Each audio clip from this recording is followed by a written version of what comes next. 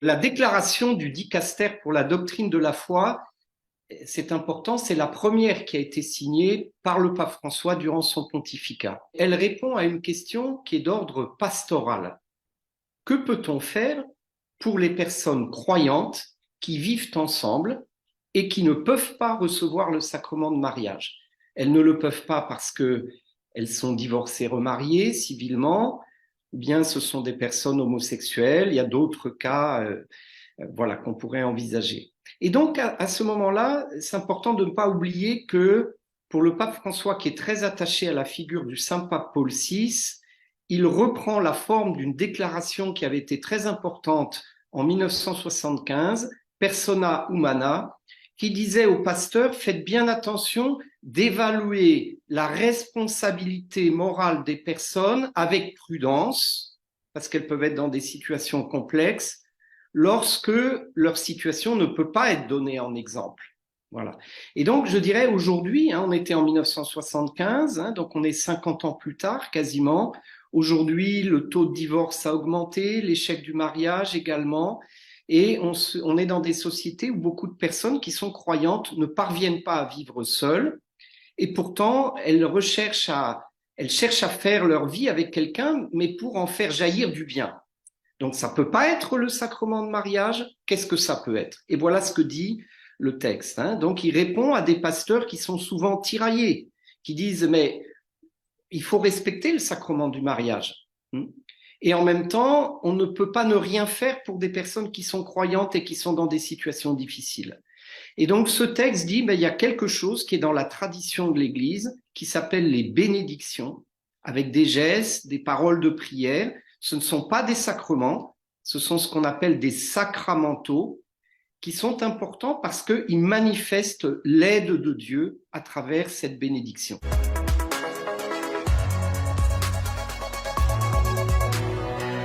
Donc la nouveauté, c'est que le texte parle de bénédiction pour un couple non marié, et donc un couple qui n'est pas en train de faire un pas vers le mariage, parce qu'il y a déjà des bénédictions de fiancés, ce sont des couples. Et donc, il ne faut pas confondre entre mariage et ce type de bénédiction.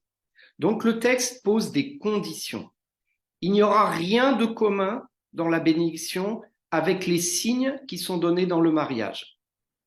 Donc, ce n'est pas seulement le fait que ce n'est pas la bénédiction, c'est que ce ne sera pas le jour du mariage civil, s'il y a eu un mariage civil, et même pas à proximité, pas dans le même moment. Il ne faut surtout pas qu'il y ait des vêtements qui fassent penser au mariage.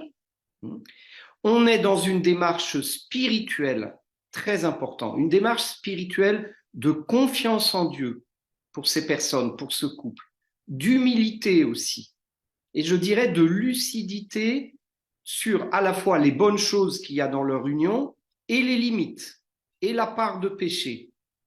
Et où est-ce que ça se fait, ce genre de démarche? Eh bien, particulièrement dans un pèlerinage. Donc, la dernière chose peut-être à dire, c'est qu'il y a un livre des rituels de bénédiction, pour toutes sortes de bénédictions.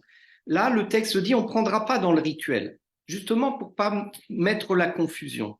Ça sera dans une relation personnelle entre le prêtre et le couple, le prêtre ou le diacre, ou ça peut être un évêque, et le couple devra exprimer ce qu'il demande à Dieu. C'est ça une bénédiction.